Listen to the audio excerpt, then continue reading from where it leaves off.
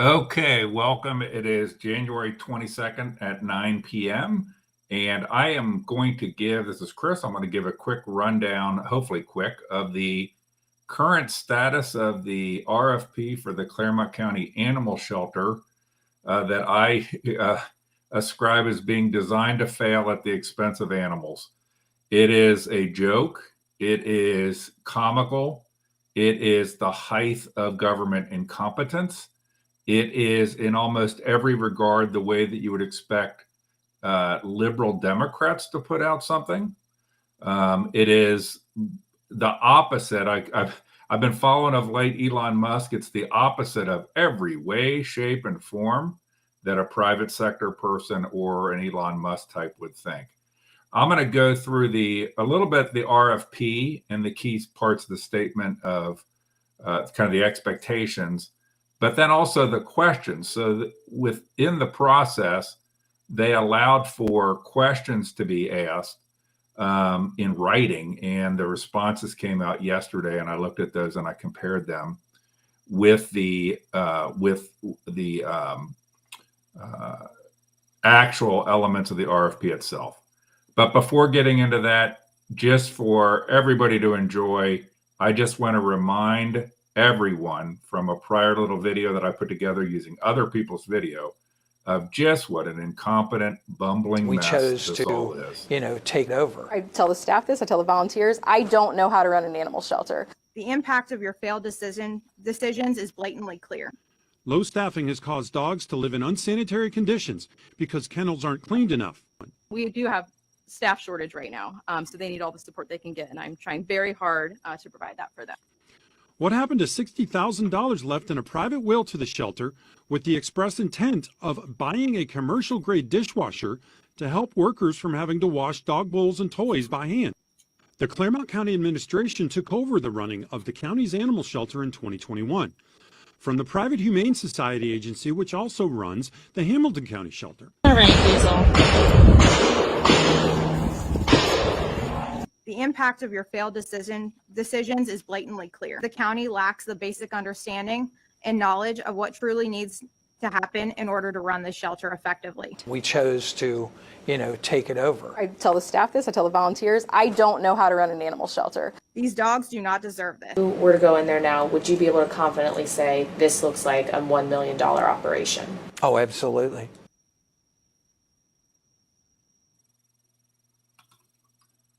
So that's from months and months ago of the acting shelter director, Angie Joke Livesey, saying she doesn't know how to run an animal shelter. Diamond Dave Painter saying we took it over. As you hear in the background, dogs getting PTSD because it is directly across the street from a recently remodeled gun range. Only in Clermont County could such idiocy take place. What I'm going to do is talk about the actual RFP process. As you know, months and months ago, before the election, in order to take heat off, they said we were going to put the shelter out for bid.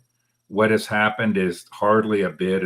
It's either completely designed to fail or it is designed for a crony of David Painter to get some money without having to do much of anything, one of the two things. So back when the RFP first came out, I highlighted it almost immediately for its brazen incompetence, never mentioning fundraising, no kill, vet or medical, cats, nothing on the volume of pets coming through or the hours. It did not originally go through county personnel. Talked about vehicle maintenance without any information on the vehicles. Required that whoever bid had to submit resumes of all the personnel they're going to assign, even though they don't know whether they got the contract, which makes no sense and is idiotic. Requires whoever bids to have a financial audit just to bid. Requires a transition plan with no idea of what the hell's going on today. And even back then, this is right after the RFP came out, I claimed it was designed to fail by Painter and Corcoran. It's just kind of their way, their style, and their approach. So let's go through and look at what has happened since then. So the first thing that happened is they messed up issuing the RFP. So they did not issue it correctly. It was never advertised in a paper of record. And so then they had to redo it all, which I just go to keep reminding people that incompetence is the way Clermont County government runs normally. It just happens that with the shelter, there's more people that pay attention to it. So here they completely messed up the bid process because Angie Livesey, David Painter, and the Painterettes, Claire and Bonnie, both don't know how to run a shelter. They don't know how to run a shelter, but they also don't know how to run a government either because they can't even do the basics of an RFP bid. So they had to redo things and reissue the RFP and push all the dates back. So now the dates are, I mentioned that the 21st was when they were going to have questions back answered, which they did, which was weeks after they originally said they were, and that the bids are due on January 30th at 2 p.m. I don't know what 2 p.m., but January 30th at 2 p.m. And so that's where we're at now.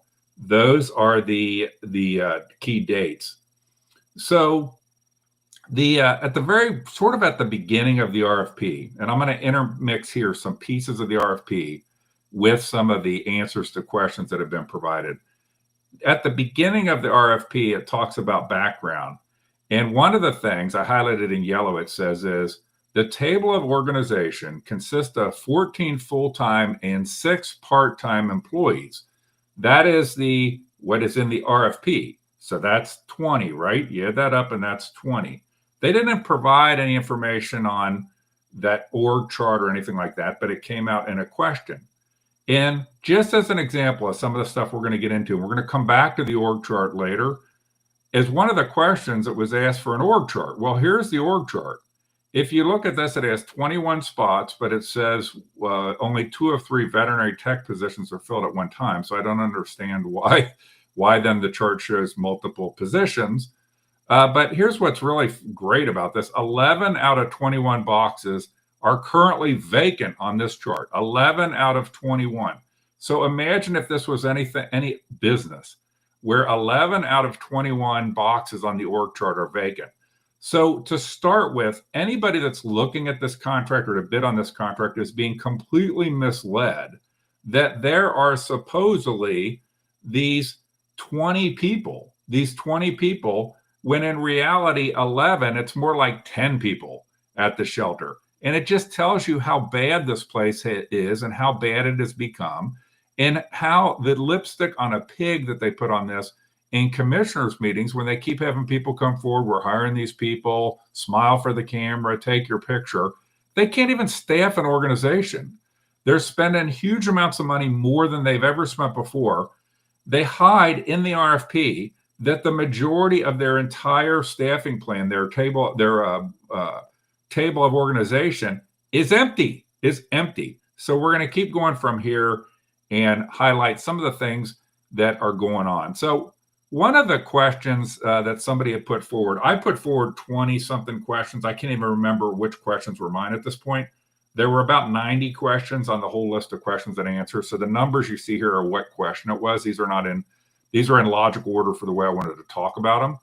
But this question, somebody had asked, what's been the number of dog registrations for the past 3 years? Look at these numbers, 2022, 13,000, 2023, 14,000, 2024, 12,000. So first off, we are way underperforming other counties of our size in terms of the number of dog registrations. And I don't think it's because Clermont Countyans don't have dogs. I think it's because people don't register their dogs, probably partially in protest, partially because they've made it so much harder to register, and because now they use a company called DocuPet. And I put at the top of this chart, death by DocuPet. Anybody who's bought a license through this DocuPet outfit knows that now what happens, due to the grace of Linda Fraley's office, is if you buy a dog tag, it used to just be incompetent government.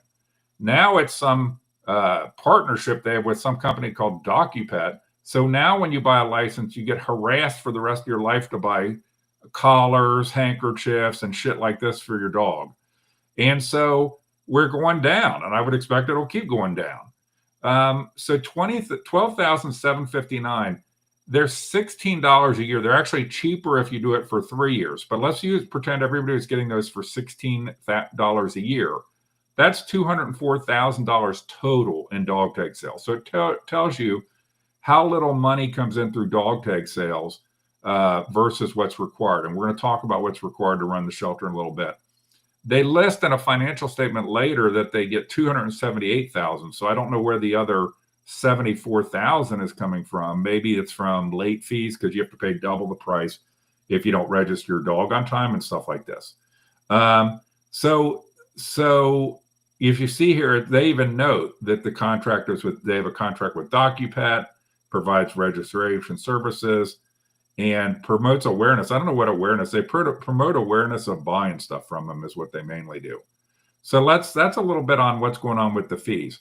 Before we get too deep into the questions and the RFP elements, one of the things that was asked for was financial statements. That was not provided with the original RFP. It's funny, they require the person bidding to provide financial statements and an audit, but they didn't provide financial records as to what was going on at the shelter. So this is 2024, and what it shows here down at the bottom is that the amount of receipts coming into the shelter from the government was $1,037,669. $1,037,669. Remember, these guys said they could run a shelter for less money. They're spending exorbitantly more money than they were under a private operator when you look at this. If you look at all of this, go up above there, there's donations.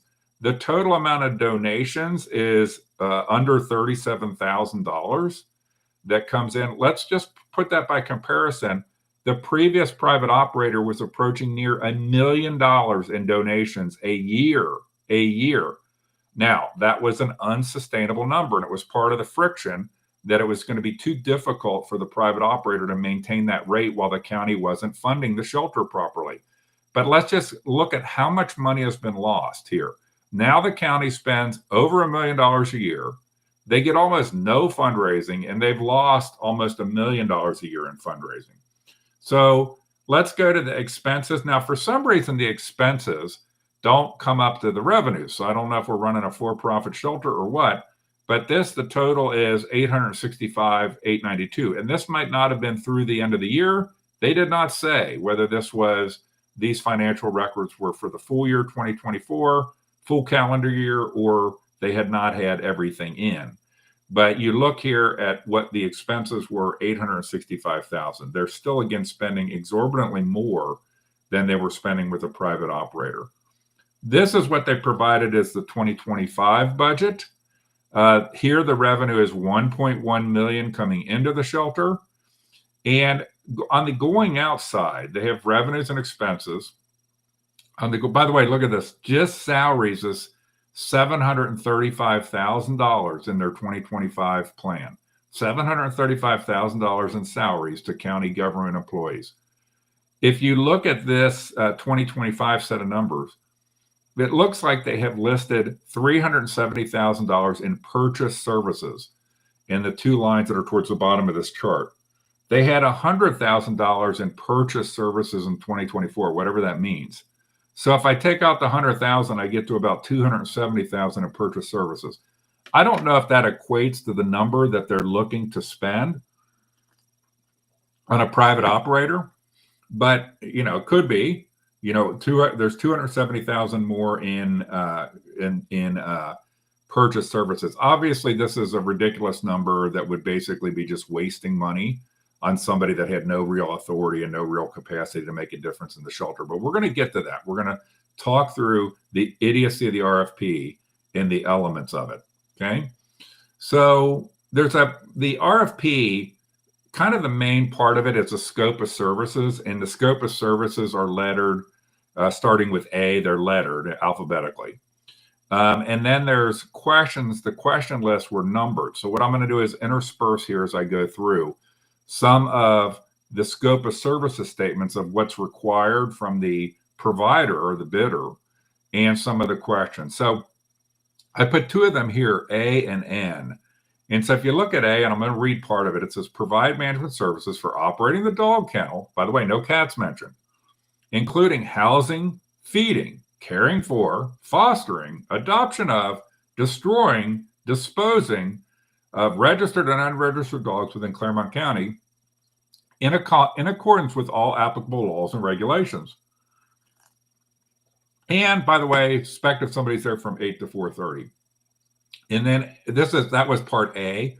Part N of the scope of services: excellent service levels, treating customers with professionalism intact, which is very different than the way citizens get treated by the commissioners. Clear and accessible information, blah, blah, blah, blah, blah. Responding to customer complaints, inquiries, providing clear communication with to owners when animals are seized or impounded. So if you look at here, pretty much you're asked to sign up if you're bidding on this for everything. Everything. There's nothing that limits. You're responsible for everything. I put down at the bottom here, I added this, pretty much everything. So this is not asking somebody, for example, for a specific bid to, for example, run the volunteer program or provide medical services or run the marketing operation or run the front desk or provide cleaning services. It's sort of this impossible all enchilada, is that the only way that you could ever live up to this is somehow greasing the Cuba David Painter, because it's completely subjective. It is all encompassing. And as we go through this, you'll see that it in no way restricts what your responsibilities are versus the county's, but it also gives you absolutely no authority if you were to bid on this. So let's go to keep going here. So one of the questions that got asked was, how will the provider be evaluated at the end of term? Okay. This is the answer. The italics are the county's answers. The county intends to review the selector proposer's performance throughout the contract term. Okay. Oh, that's nice to know. That wasn't the effing question. The question is, how will the proposer be evaluated? On what criteria? Okay. If you look at the RFP, there's not a single performance criteria that's objective or quantifiable within the whole thing. Within the whole thing. What does it mean to be doing a good job, a fair job, a poor job? It's not in the whole thing. It's completely omitted. And when somebody asks us a question, this could have been one of my questions, but I don't think I used the word proposer in my questions. But there's absolutely no clarity as to how you'll be evaluated as success or failure. So within the scope of services, I already showed A. B is this one: coordinate the activities of volunteers, placement of dogs in foster care, and transfer of dogs to shelters and rescues. So that's scope of services B. So here's questions people ask. Look at these answers. If this is Angie Livesey or David Painter, they are made for each other. They had to elope and get married because they're both effing idiots and dishonest, disingenuous people. It says the answer, somebody asked the question, how many active volunteers are there at the shelter? What are the 2024 volunteer hours by role? Okay, so you're being asked to commit to coordinate the activities of volunteers. Isn't it a legitimate question to ask, well, how many volunteers? If I had to coordinate 10 people, 100 people, 300 people, okay, I might even want to know current and target rate and what the scope of responsibilities are. So look at the answer. It's a question. How many active volunteers are there at the shelter? What are the 2020 volunteer hours by role? The staff is supported by a robust network of volunteers. Let's just stop there for a second. I mean, is this like some sort of mental case? Joe Biden wrote these things, or Kamala Harris, or that Jean Pierre woman that was the press secretary for Biden? So they completely avoid the question. And this is a pattern throughout the entire RFP and Q&A. A complete lack of clarity as to what you're supposed to be doing if you were to get this contract, and a disingenuous answering of questions so that nobody could legitimately figure out what the scope of this is. Maybe Painter's got a beer drinking buddy's going to bid on this. But the next question here, that one that I highlighted, what is the volunteer management system in use at the shelter? What's the process to change it? The county does not have a volunteer management system in place. What a shock. So you're going to coordinate the volunteers. There's nothing there now to coordinate them. You have no idea how many volunteers, what the scope is. You don't know how many hours volunteers are putting forth by role. And you also have no management system that's already in place. This is, again, a pattern that we're going to see throughout this. Let's keep going. So I'm going to come back to the organization chart here. It says one of the questions that got asked, because it was not in the original RFP, is what's the organization chart for the resident management team? Include a revision showing how the proposer would be included, okay? Part one, what's it look like now? All these county employees, the David Painter, Painterettes, and people in the gulag can't get better jobs anywhere, and including a revision showing how the proposal will be included. And here's the answer. Proposers can submit their proposed organization chart, which includes the proposer's resident management team. So it's on you. You figure this out, okay? The kennel's current table of organization is attached. The resident management team will be responsible for the supervision of all employees and will effectively act in the role of kennel manager. Okay, so then why is there a kennel manager on the government's chart if they're going to perform that role? But let's go back now. Here is the, before I go back to the table, okay, I'm going to show the table again. I want to hit the other part of B, because it said B, what I just showed you on B was relating to what's the org chart, and then it gets into who's responsible. They get into who's going to be responsible for supervision, okay? And I showed you A, and I don't want to jump back. A was that you have to do everything, placement of dogs in foster care, transfer of dogs. So the B point, coordinate the activities of volunteers, placement of dogs in foster care, and transfer dogs to shelters and rescues. Well, part of what was provided in the answers to questions was the job descriptions of people in the government that will work at the shelter. And shock, pretty much freaking every one of them has exactly the same responsibilities. So I'm going to use promote, foster, and adoption, okay? The director, that's 20% of the responsibility. The kennel attendant, that's 85% of their job. The deputy dog warden, it's 65% of their job. The kennel administrative assistant, it's 75% of their job. The kennel receptionist, it's 80% of their job, okay?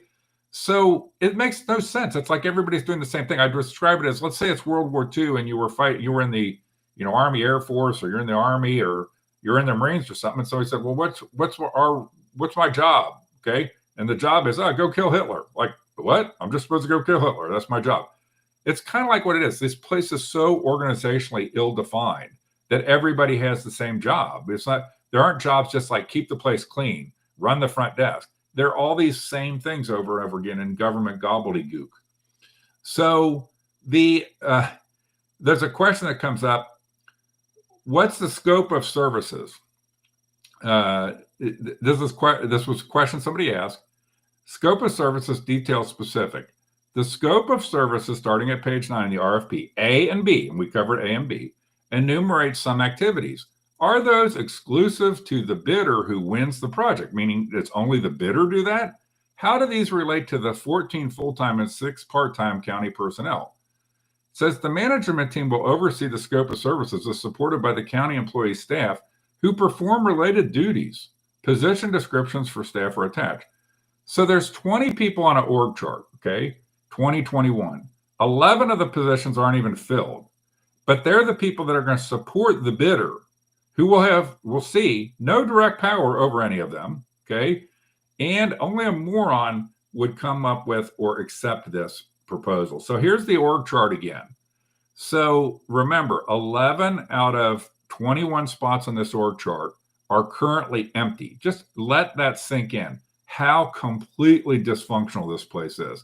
Can you imagine, okay, that you've been spending all of this time, you've dedicated Angie Livesey to the job, you've got the 3 commissioners spending time every week, and you can't fill half of your org chart? At some point, this is showing the complete dysfunction of our county government in this role. And I keep reminding people, this is not unique, okay? The county government is pretty much incompetent at a lot of things it does and wastes money hand over fist. So, by the way, this org chart, what doesn't it include on here? The inmates. So the inmates are cleaning the kennel or doing something in the morning. We know they're trafficking drugs. So you got to hand it to them. At least they have a plan. Unlike the inmates have a better plan than David Painter, Bonnie Bratchler, and Claire Corcoran, at least and Angie. at least the inmates got a plan. They're going to figure out how to traffic drugs through the animal shelter into the jail. Got to give them hats off on being innovative. Okay, so let's talk about the staffing, and then we'll get into the inmates. Okay, so one of the questions was that asked back to these statement, the requirements. Somebody asked the question: is the county plan to maintain a staff as indicated on page 5 of 14 full-time and 6 part-time staff? So another important point: is the county going to maintain 20 employees? If somebody were bidding on this, wouldn't it be important to know how many people are actually going to be there on the county side?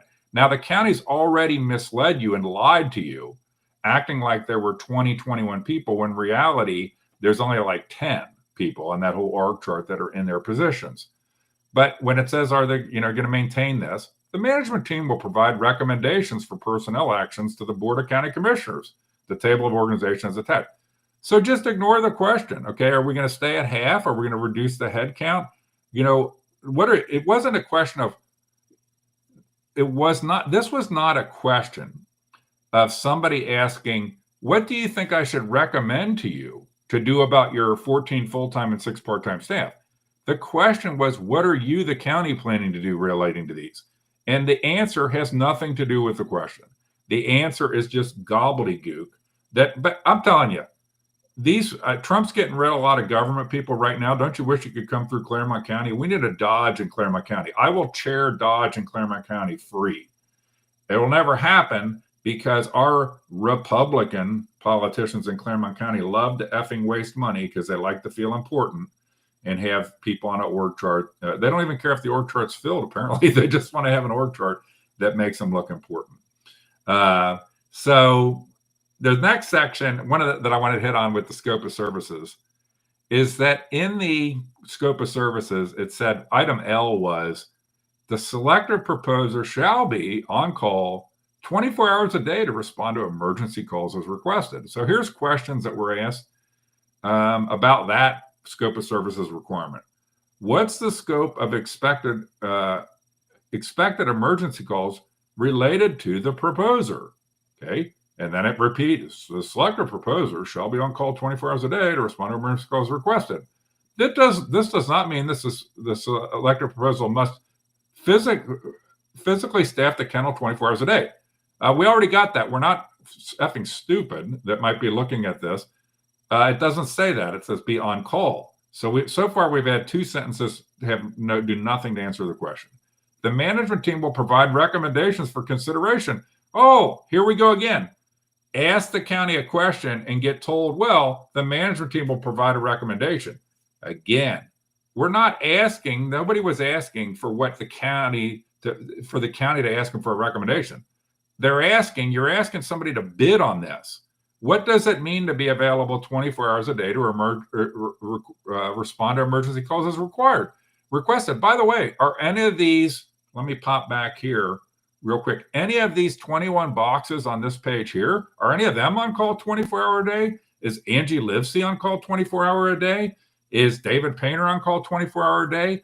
Or is some schlill that signs up for this contract going to be on call 24 hour a day? Unless, of course, maybe they're buds with David Painter, in which case it'll be a crony setup where they don't have to do shit and they pocket $250,000, $270,000 to be a consultant. That's the kind of job David Painter probably had in the private sector that always involved working with the government. Another question that got asked about the 24-hour on call was, item L requires a selected bidder to be on call 24 hours a day. To whom particularly? Like who am I on call to? For what? Item A limits the hours to 8 to 4:30 on Monday through Friday. The selected proposal shall be on call 24 hours a day. Does not mean, so let's just say the same shit again, and let's put the same exact damn answer. Okay? I think the question is, who's going to be calling it? Is it going to be citizens? Are they going to put out the number to the entire community so that somebody can 24 hours a day be there if somebody in the neighborhood wants to call about a stray dog? Is it going to be the dog warden? Is it going to be any volunteer? Is it going to be whatever? Okay. But Angie Livesey, here's either these people are, you would be giving them a lot of credit to say that the people in our government are smart enough to be this duplicitous. or they're just otherwise they're just really stupid, or they can't answer the questions remotely, and they've just gone into this gobbledygook land. By the way, that is, and I think, antithetical to Donald Trump type thinking, antithetical to Elon Musk type thinking. This gobbledygook nonsense. This is like typical loser politicians that we all hate. that we wonder, how do we get here? How do we get here with these clowns running our government? Okay, so here's another one. Okay, that's related to the org chart. Are there any performance issues with existing staff the proposer will be required to address or complete? Okay, any performance issues with staff, like you're trying to arrest them, they're all quitting, and it says performance issues to the extent they exist. Okay, I'm sure there's no performance issues, right? Everything's perfect. Were considered in crafting the RFP. See, for example, RFP scope of services A, G, H, and I. Okay, so the question was, were there any performance issues with staff? Okay, we're told A, G, H, and I were crafted. They were crafted considering those issues. Well, let's look at A, G, H, and I. A is basically saying, I already read A, basically saying you're going to do everything if you get this contract. It says recommend hiring and disciplinary action for employees as applicable.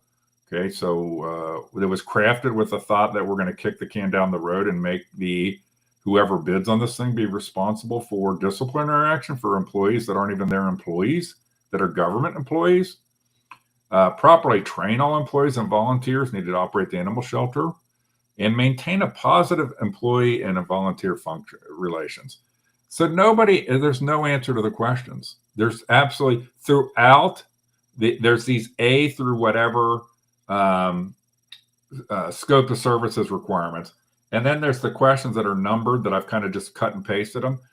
Throughout this answering of questions, there's no answers to the questions. It's all just a circular reference that never answers a single question. It's embarrassing. It's not embarrassing. I don't think it's even embarrassing to David Painter. I'm not sure that David Painter can even understand how stupid it is. I just hear stories about how stupid things get. And I just think, this is normal. This is what government people do. They don't make any sense. They just waste your money and they talk in circles. Okay. So let's talk about the inmates. So I like to point out to people that I asked on June 11th, 2024, to then Sheriff Leahy about could the inmates play a role in cleaning in the shelter? And this is a verbatim response out of an email. We would have a problem consistently staffing. Big problem is our trustee program doesn't have the number of inmates participating like they have in years past. They have to meet restrictions of court in our office, i.e. crimes they are locked up on. Also staff to do direct supervision as needed. Now, let's fast forward. June, July, August, October. Must have got the phone call from Big Time Dave telling them, hey, I control your budget. Better find some inmates. Now it's different. Now we're protecting the commissioners from the sheriff's office. It says one issue I can clear up is that my jail trustees are operating at the jail by my choice. Oh, hold on a second. My choice? Hold on. Just in June, it was impossible, okay? Because I'm doing it for the dogs. And even if the shelter goes fully staffed or contracted with a Humane Society group, I will still offer our services because I believe in it. Well, this is Leahy. Stratton's now the sheriff. Well, if you believe it, if you really care about the damn dogs, shut down the gun range. Find another place for the gun range to show you care about the dogs. This is so facade. It's so dumb. This is just the way politicians are. And I think the sheriff's office always said this is the tallest midgets in the crooked politician brigade in Clermont County. So they're the best hope. I wish they would live up to that. I wish they would do things. But they just are part of the same political doublespeak and ass kissing that probably Angie is. Angie should have. They can share stories about ass kissing on politicians. Okay, so here's one of the questions that got asked in the questions about the inmates. Currently, jail inmates are used at the shelter. Will that persist? Under whose direction? How many people? Because there's another important question. How many people are these inmates? For what duration and for what roles? And there's the answer. There's no plan to discontinue the inmate trustee cleaning program. That notwithstanding, the county would consider a change to the program if recommended by, once again, you ask a question to the county, whoever asks these questions, whoever asks this question, and the answers always are, oh, well, you can make a recommendation, okay, on this. I guess the only thing that the bidder won't be able to make a recommendation on is getting rid of all the county employees, because that won't be acceptable. If recommended by the management team, as long as the modification is consistent with Ohio law. Once again, just ignore how many, whose direction. Okay, so this would have an impact if 20 inmates come over every day to help from 8 to 7 to 9 versus 3 do. That's a big difference in managing this thing.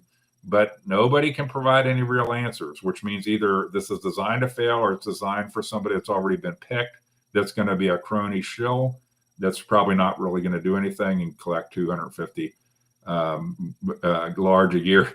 This reminds me, by the way, I just had a brainwave. This reminds me of the way the CVB used to be. Maybe Jim Komedeka could come out and bid on this or something.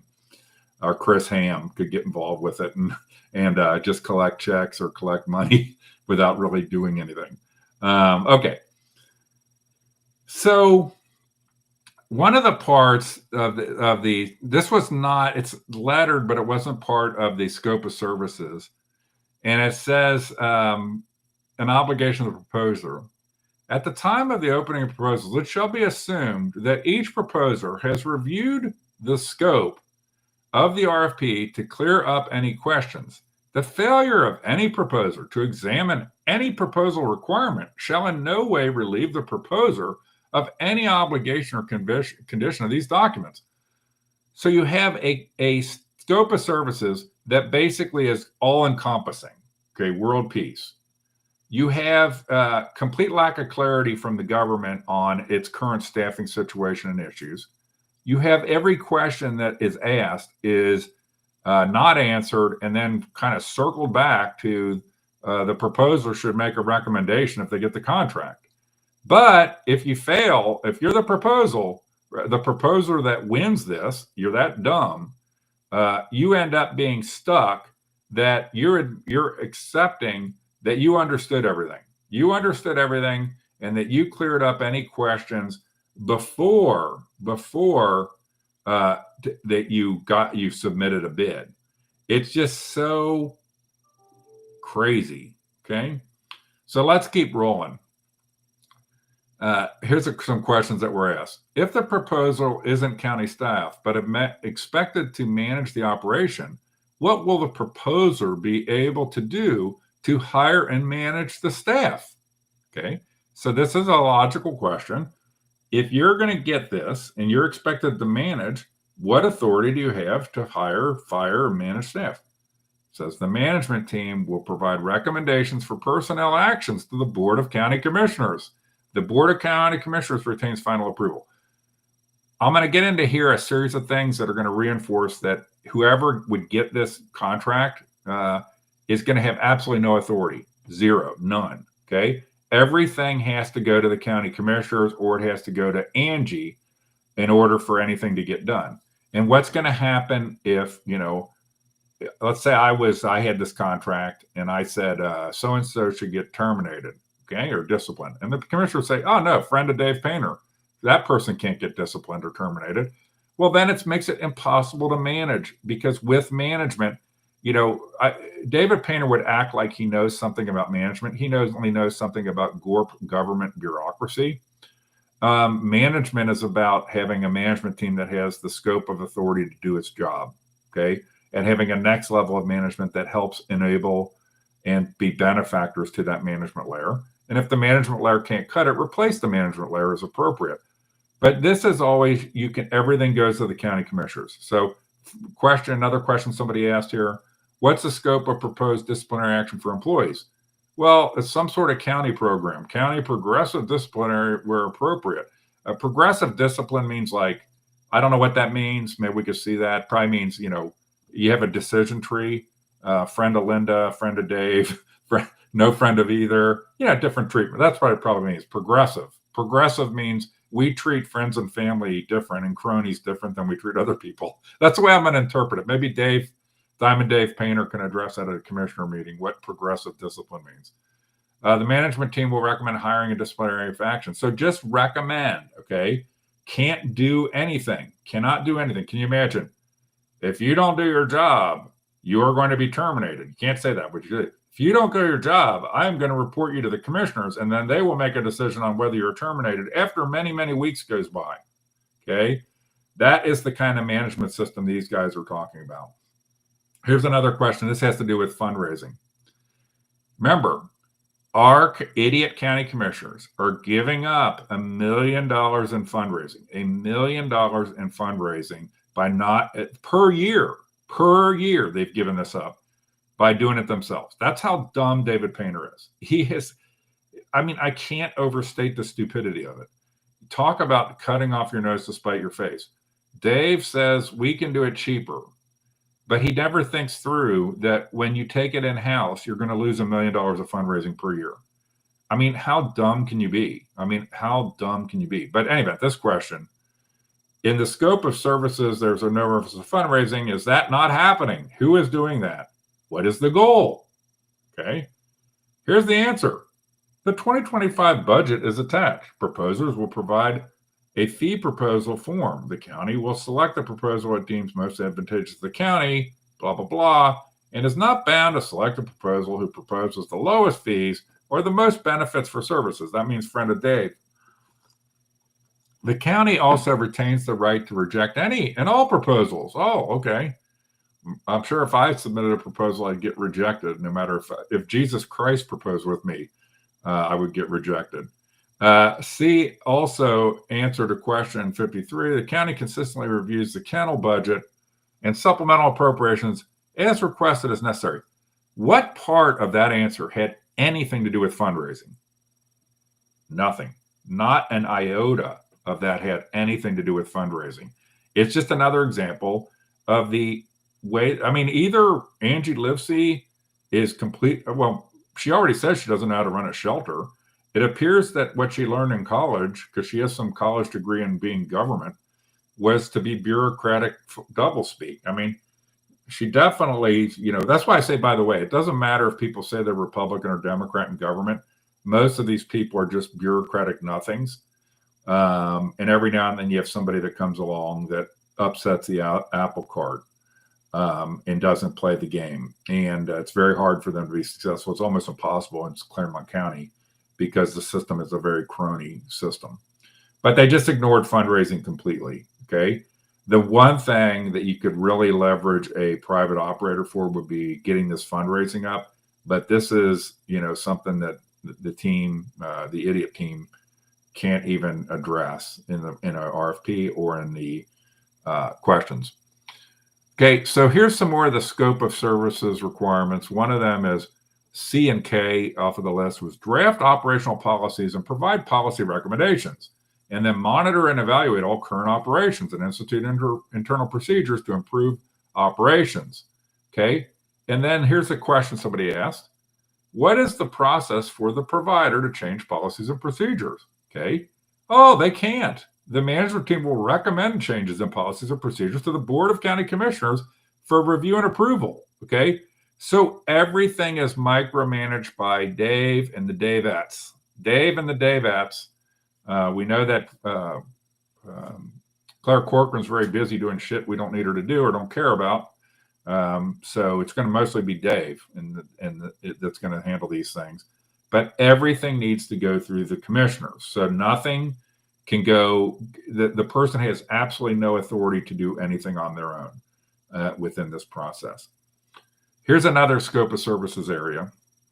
Foster cooperation among community organizations and the public to facilitate the adoption and or fostering of dogs, thereby maintaining a low euthanasia rate for dogs in the care of the county. Okay.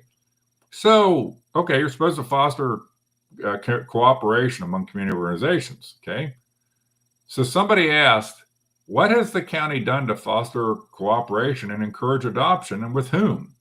What has been the effectiveness of the efforts to date? Barriers to success, okay? So it might be no, if you're supposed to do this, you're supposed to do foster cooperation. It might be nice for the county to tell you, what are we doing right now and how does it work right now? Look at this answer. This is not a question or request for interpretation regarding the RFP as required in the RFP. General instructions or proposals, C, inquiries. So we won't even, this one, we're not even going to give you a bullshit answer. We're just going to tell you we refuse to answer this question because somehow this is not a fair question, I guess, to ask.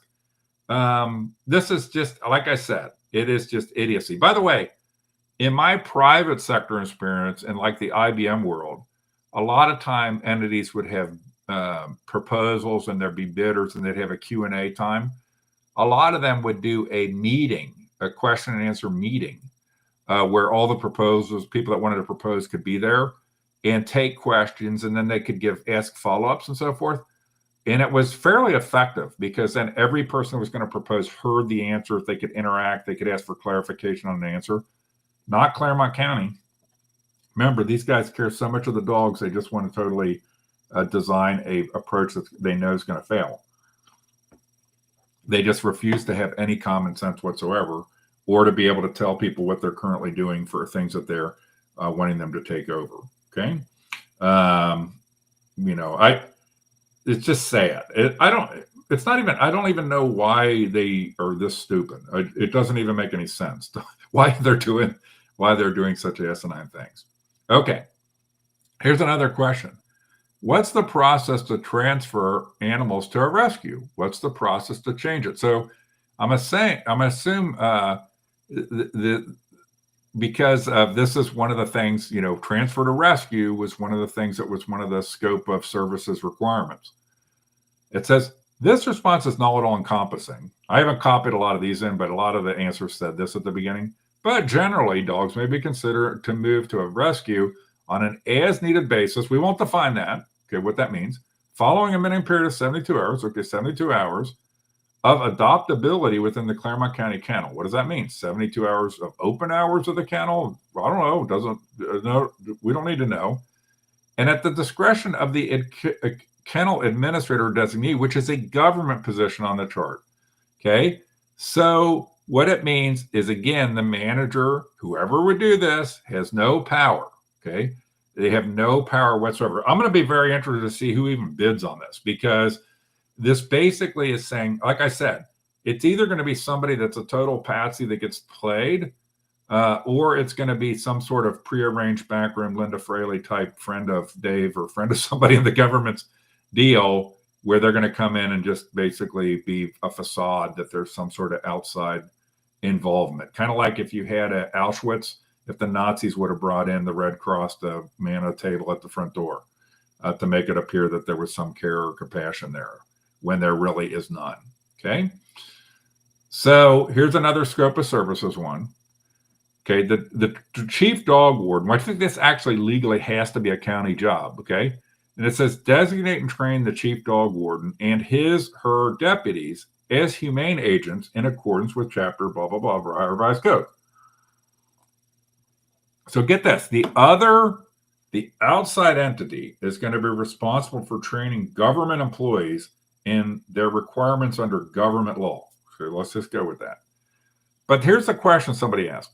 What is the status of humane agent designation of current employees? Okay, it says right in the scope of work, and dog warden and his or her deputies as humane agents. Okay, what's their current status? Reasonable question. It's like if you got to ask, you got to make these people English proficient. Okay, and then it'd be a reasonable question to be like, well, how English proficient are the people already? Okay, that I have that requirement. So it says, what's the status of designation? See RFP scope of services item D, circular reference. It points back to itself. What is the of current employees? That would mean, Angie, if you're listening late at night, stressed out because you're a loser in a loser job that doesn't know what you're doing. So when somebody asks you, what's the current status? That would mean, like, look at the org chart and point out to me who on here has their whatever humane agents means, who has that designation of current employees. Not that you tell me to go look back at item D. This is, by the way these questions are answered is also a red light to any legitimate bidder on this of what these people are like to work with and why the last two humane societies have run screaming out of the door because the county is dishonest, disingenuous, and acts in bad faith in almost everything that it does involving the animal shelter. Okay. So let's go to the next thing. It says, what contracts does the county expect the provider to manage? Another question. Okay. All contracts must be signed and approved by the Board of Commissioners. The management team will have no authority to enter into contracts. Okay. That wasn't the question. The question is, what contracts does the county expect the provider to manage? Like the food services contract, a medical contract, or this contract. And are there copies of those? It says share copies. And the answer is, oh, they have to be done by the Board of Commissioners. You don't have the authority to enter a contract. That wasn't the question. Could you imagine what, I don't know, if the world today just frustrates me so much because these people are either so absolutely moronically dumb or they are just so dishonest that they just feel like I can just give these. It's like we emulate people who are inherently dishonest in the way they answer questions. And that's what's happening here. Okay. Now there's a question. What's the county's policy regarding support for wildlife farm animals? Okay. So this was a question asked relating to this RFP. Here's the answer. See scope of services. Okay. Well, all right. I went and looked at the scope of services. There's not a single reference in the scope of services of wildlife or farm animals at all. None, zero. Okay. So what does this answer mean? Does this answer mean we don't care? This would explain why we have horses emaciated across the county that the county government won't do anything to deal with, and abuse of livestock because they just don't care. Probably cool. Maybe some of our county commissioners like to abuse livestock. Maybe it kicks out of this. It is so disgusting and so repulsive to me, the way they answer these questions. And it's really disgusting and repulsive what I think is a complete neglect of farm animals and things like this, horses and farm animals in particular. Eva Devon, when it was Clermont to the rescue, she decried this a lot to me, that the county would do nothing to help them would deal with emaciated horses and things like that that were having issues across the county. By the way, horses, sometimes it's because they're being abused, but sometimes it's because people get into having a horse and then can't afford it. The people aren't intentionally doing it, but because of the economy, they literally can't afford to maintain the horse properly. So it's not always just some ogre that's abusing a horse. It could be somebody that had good intent, but got in way over their head with dealing with some of these animals. Okay. So here's another scope of services set up for being a total failure. J, perform budgeting and financial functions, including but not limited to preparing and submitting the annual budget, capital budget, ongoing management and analysis of budget, procurement, and contract administration. Okay, so all right, that's a lot of shit there. Okay, so now you're going to be the government budgeting person. Get ready. You can go spend some time over with Linda. So somebody asked the question, what accounting system or software is used to sell shelter? What is the process to change it? Well, the county is under contract for Tyler Technologies for accounting software. So this is the government accounting system run by Linda Fraley's office. Okay, so what this is also telling you is whoever gets this contract is going to have all these supposed responsibilities under J, but they probably won't even have access to the accounting system. Okay, they'll have to do records requests essentially like I would to get information from the poobah, the Hillary Clinton of Clermont County, Linda Fraley, the queen bee. So how are they possibly going to be successful that they don't have access to the financial system when they're required to do all these financial things? Here's scope of services item M, ensure building appurtenances, that means attachments, grounds, and vehicles are maintained in a clean and sanitary condition, including maintaining acceptable odor levels and prohibiting rodent and pest infestations. Okay, so the building is owned by the county. So in the prior operator, when they started building the sheriff training center, it caused a bunch of mice to come out of the field there. And then the county had to come in and clean up the building for some mice getting in. Okay. It's the county's building. If a vehicle breaks down, the county needs to fix it. But look at the way this is worded. It doesn't really set any scope. Ensure the building, blah, blah, blah, blah, blah, and vehicles are maintained. Okay, are maintained. What does that mean? So somebody asked the question, what vehicles are used by the county for dog kennel services? So to me, if I were answering this question, I'd be like, we have 3 Chevy pickup trucks that are 2023, 24, 1919. We have a Ford Escape or something. We have whatever. We have, what are the vehicles we have? How are the vehicles maintained and by whom? Will that change with the provider? The county owns a fleet of vehicles as necessary for all operations of the kennel. No bother to tell this person's going to run anything, how many that is. It'd be kind of like, we're going to go into the battle. Well, you're going to have a fleet of vehicles, General. Like, well, how many vehicles? Like, well, no, it's vehicles. Okay, what does that mean? What kind of vehicles? I can't tell you what kind of vehicles. Just go for it. Okay. The vehicles are maintained by a county fleet department, and the county will continue this maintenance. Okay. To the extent maintenance is necessary, it is expected that the management team will contact the fleet department to ensure upkeep. Okay, so hold on a second here. Aren't these vehicles on some sort of upkeep schedule in and of themselves? Like every so many miles, they have to get oil changes or brakes or whatever. I got to contact you to tell you, the management team will be responsible for ensuring that the vehicles are generally maintained in a clean sanitary condition, including maintaining acceptable odor levels, blah, blah, blah, blah, blah. Specific concerns should be directed to the fleet department. So here's the question. Let's say you have a truck that's made for winter conditions for picking up dogs or what have you. Truck breaks down. You call this fleet department. They take 4 weeks to get it fixed. What happens? Okay. They don't tell you here like they have any redundancy in vehicles. They have extras. They have a backup vehicle policy. If you knew they had, 30 greatly maintained vehicles, that would seem like way more than I would need. But maybe they only have 2. And if one breaks down, we're in deep shit because we only have 1. And what's the service level? See, if this were like a professional thing versus what Angie and Dave have here in the Davettes, there would probably be things in here, obligations going both ways, like the county has to provide at least X number of vehicles of X type that are operational at all times. That would be working in good faith, trust, that I know you're going to provide these things to me if I'm trying to run this contract. And if you fall short, I'm going to be able to raise my hand and say, hey, you're falling short of one of the commitments you have under the contract, just like you could tell me. But the way this whole thing is worded it seems like it's intentionally designed to have absolutely no accountability, absolutely no clarity within it.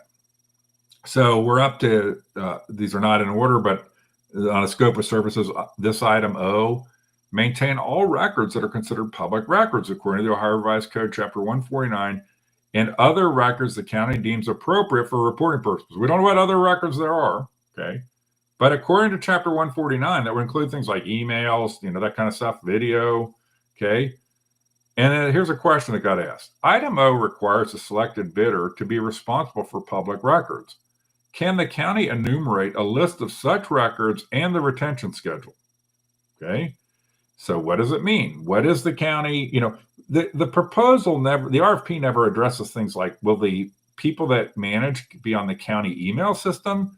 Will their emails be subject to Ohio Revised Code Chapter 149 requirements? None of that's addressed in the RFP. None of it. Okay. But all of a sudden, whoever bids on this is responsible for adhering to Chapter 149. So if they don't deliver a public record and somebody takes them to court of claims over public records retention, who's on first? Because according to this, the bidder or the provider is the one who's going to be responsible for the public records, not the government. I don't even know that this is legal, okay? But we're dealing with a government that never forgot to publish the notice of an RFP. But here's what I did. It had in the answers, it had a click to this link. And this just shows you the bad faith or complete incompetence. When you click first, there are all these, you can't read them here, but it's like every department of the government, okay, and what their retention schedules are. Now, I think there should be some general retention schedules too, like email. There's some things that go across all departments, but there's retention schedules for every department. The only one on here that I could find, okay, and hopefully I didn't miss something, that seemed to relate to the animal shelter was dog warden. And if you can't read here, but it's the very bottom of the left column is dog warden, okay? I go into dog warden and I click down through it. Here's the things. Animal cruelty neglect reports, citations. This is funny. These are citations, not negative citations. These are positive citations. When you're praising people, you have to keep that as a record, okay? Claims, intake records, permission to search forms, redemption forms, treasurer reports, weekly reports. Okay, well, how about all that shit I was supposed to be managing? The volunteer program. How about volunteer records? How about emails? How about records of transfers? How about fosters? How about who's in my foster community? How about all that? How about all that budget stuff? Okay, where's the budget stuff on here? Because, you know, there's treasurer reports, okay, on here. But if you look, it's very specific about cost of impounded dogs and so forth, not overall budgeting. So it makes no sense. They clearly have not thought this through. They probably don't want to think it through. They want it to be confusing, unclear. So either they award the contract to no one, they award it to some patsy that they're going to basically be the fall guy for them, or they award it to a crony who's going to get, you know, 250 to 300,000 large for basically doing nothing, to basically be a smokescreen that the shelter has changed in any way when it really is not. I put some other things here like disbursement records, discipline records. Remember all that stuff about discipline? Policies. Where's the policies on here? Okay. I don't see anything in this list that's policies and procedures stuff. But again, the only thing I can find in that list is the dog warden. I can't find anything other than the dog warden. Okay. All right. So I think this is the last thing that I had here. And I've not been looking. I've noticed out of the corner of my eye, it's over here. People have been commenting. So I'll look at some of the comments here. I have not been looking at the comments as I've been talking. It says, in the scope of services, there is no mention of cats. Are they out of the picture? And then it said, the answer was see scope of services. Okay. Another typical Angie and Dave answer, I guess. And then you go look at the scope of services and the word cat, the word feline, they're not in there at all. So it tells you to go look at the, after it says the scope of services, there is no mention of cats. The question says that. Are they out of the picture? The answer is see scope of services, where the question said there was no mention of cats. And just in case you want to check again, I checked again. There's no mention of the word cat. I tried to use some other words for cat like feline. And, you know, I didn't look up junior tiger or anything like that, or mini tiger, but there's nothing in there about it. So only in government, only in government. This is why, you know, I know probably people that are into animal shelters, there might be some people that are more of a liberal persuasion. I'm just telling you, this is an example. The Clermont County Animal Shelter should tell you why liberal government, which is what David Painter is the worst. I mean, they can't answer any questions. They totally fuck up things. They don't take any responsibility or accountability, and they just keep going down the same path. Okay, so those are the highlights that I wanted to cover and look through. I'm going to look back here real quick at some of the questions, and maybe I will address some of them here. Maybe I'll address a lot of them here just because it'll be fun. And smuggling drugs into the shelter, that is not something that's mentioned as part of the scope of services to get the drugs smuggled in. It's probably a way you can make some money from the inmates to smuggle some more drugs in for them.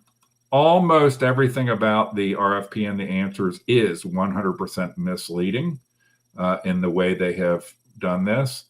You hate DocuPet. I hate DocuPet too. It's basically a shakedown. And it's going to cause fewer and fewer people to buy dog tags. And that's the reality of it. Okay. Let's keep going down here. A lot of people talking about dog tags. I need to actually check Tilly's dog tag to see if it's expiring. We probably got a 30-year tag because They're $16 a year or $48 for 3 years. And this is true. They never really answer the questions in the questions and answers. They might as well just not have done it. And the entire RFP is worded in a way that you would not have any clue. You'd be putting yourself purely at the mercy of the commissioners to respond to that RFP and agree to anything. And, you know, I don't know that Painter he wants to be the top dog, but he is a pile of dog, you know what, in the way he has approached this whole thing. And what it's funny is it just shows you these guys kind of crisis management. I watched today some of the commissioners meeting. Every meeting, there's a crew that shows up bitching about the dog shelter. No competent professional would subject themselves to that over and over again. They would have the problem fixed. But David Painter and the Painterettes or the Davettes, they can't fix shit. And Angie, maybe, you know, another Painterette, she can't fix shit. She openly says she doesn't know what she's doing. And Angie, I agree with you. It's one thing I agree with Angie Livesey on is that she does not know what she's doing. Okay. Yeah, I agree with this. That the RFP is laughable. Like I said, you know, the only thing I can think of, it could be like what they did with what David Ubel did with the Convention and Visitors Bureau. You basically used it as his own little engine. And so he put some of his cronies in there to make money, and those that didn't know what they were doing. And then they had to hire, somebody I know got hired as a consultant that actually knew what they were doing because of the fact that David Painter and the team, David Ubel, had put people in charge of the Convention and Visitors Bureau that had no clue what they were doing. And just what it is. Okay.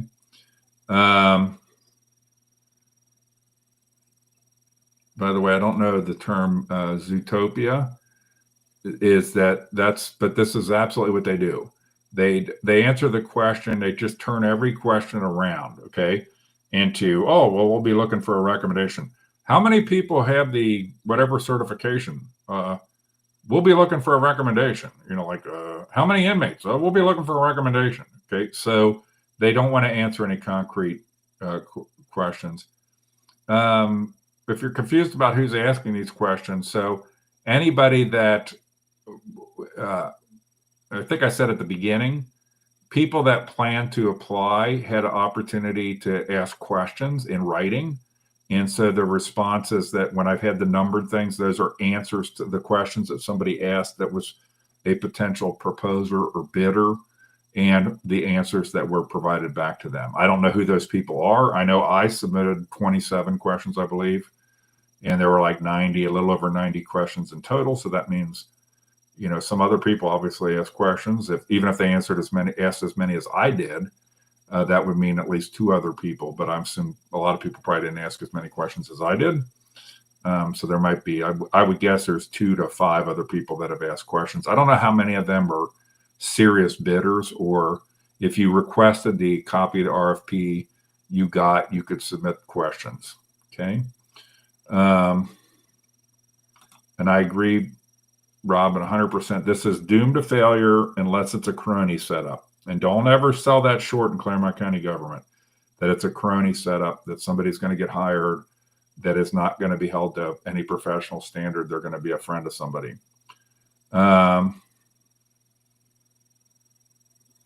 So I don't know. This is somebody saying the pre-bid meeting for the outdoor kennel expansion. Okay, so I was talking from a professional background with IBM of open meetings. If it's the case, that they normally do this, that makes it even more suspicious that the county has normal bidding Q&A sessions where the bidders can show up in a room at one time or on Zoom and openly ask questions, and that they didn't do it for this one. The reality is, if they did that, Angie and Dave and so forth, if they would show up in the Davettes, they would look like clowns because they wouldn't be able to answer any questions. There's nobody there that could competently. I don't know what it's like to work for these people. I'm assuming there's some professional people in government, but this whole debacle is making you wonder about everybody that works in county government, you know, in terms of their ability to do anything or the way in which they operate, because If Angie Livesay is indicative of these kind of people, and we've got to know her pretty well from her constant incompetent presentations and fluff, she's the fluffer, to make it appear things are getting better when she can't keep half the org chart full. It just tells you how messed up our government is. Okay. And let me look here to see if there's any other questions here. The answer on this one is no, it's not the same. Okay. Is this, and it was 2020, I think, was the last bid, and this is not the same. Okay. As what was done. And I don't know, there's a question here about the humane officer requirements. I don't know what those requirements are. If it is, Nikki Potts says here, it's a kid's movie. I think Zootopia is a kid's movie. I think this whole event is a kid's movie, or better yet, it's like Parks and Recreation, the TV show Parks and Recreation, or take that and put it with South Park, and this is worse stupidity than either of those, and characters that are not enduring. At least in Parks and Recreation, we had enduring characters. These characters are just pathetic and sad. Okay. And all right, so those are the questions that got asked here. Through this process. So I want to basically kind of close out by saying I absolutely think that the entire shelter thing is designed to fail. I think that this RFP thing is either a crony setup, or it's completely designed to fail with no bidders, or it just is really emblematic of how incompetent county bidding is. I think they're afraid to take questions up front. They clearly can't answer questions. And this is not changing anything. This is just another example of wasting time, wasting money, while the pet animals suffer. While the animals suffer. And it's been, get people that are, can't we figure out how to get along, how we can't get to work this out? I don't think we can. I think our commissioners have shown nothing but bad faith through this whole process. They've showed nothing but incompetence through this whole process. Angie Livesay should be embarrassed. I mean, does she have a mom or dad? Does she have a mom or dad that are proud of the kind of work she does and where she has ended up? Because I think it's shameful. I think it's shameful that you're a shill for David Painter in a cover-up of how bad things are at the shelter, with no authority or no capability to find any sort of real solution that could move anything forward or solve any real problem. It's a sad way to live. I mean, how can you live? I mean, wouldn't you love if you were actually a professional, competent person, that you got in there and you were in Angie's role and you could actually get shit done? But I'm sure she can't get stuff done because of Dave and the Davettes. But it's a certain kind of person that will accept that kind of role, to basically be a shill for other people in a process that is designed to fail. So that is the rundown. And I appreciate you joining me tonight to go through it, to just get a feeling of the RFP. I know I went through a lot of detail. I'll try to put in the comments links to the actual full documents so that you can go. I'm going to probably merge the documents in one document, and then I'll put the documents in a link so you can read them all verbatim if you want to, for the things from which I cut different little bits and pieces. Thank you for joining me tonight. Let's pray for the animal shelter to get straightened out. Let's pray for something to change. I don't know what's going to change. I don't think these people want to make it better. I think they like it the way it is. And it's just really sad. It's just really, really sad.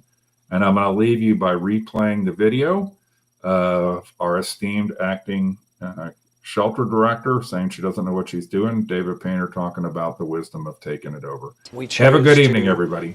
Take over. I tell the staff this, I tell the volunteers, I don't know how to run an animal shelter. The impact of your failed decisions is blatantly clear. Low staffing has caused dogs to live in unsanitary conditions because kennels aren't cleaned enough. We do have staff shortage right now, so they need all the support they can get, and I'm trying very hard to provide that for them. What happened to $60,000 left in a private will to the shelter with the express intent of buying a commercial grade dishwasher to help workers from having to wash dog bowls and toys by hand? The Clermont County Administration took over the running of the county's animal shelter in 2021 from the private Humane Society agency, which also runs the Hamilton County shelter. All right, Diesel. The impact of your failed decisions is blatantly clear. The county lacks the basic understanding and knowledge of what truly needs to happen in order to run this shelter effectively. We chose to, take it over. I tell the staff this, I tell the volunteers, I don't know how to run an animal shelter. These dogs do not deserve this. If you were to go in there now, would you be able to confidently say this looks like a $1 million operation? Oh, absolutely.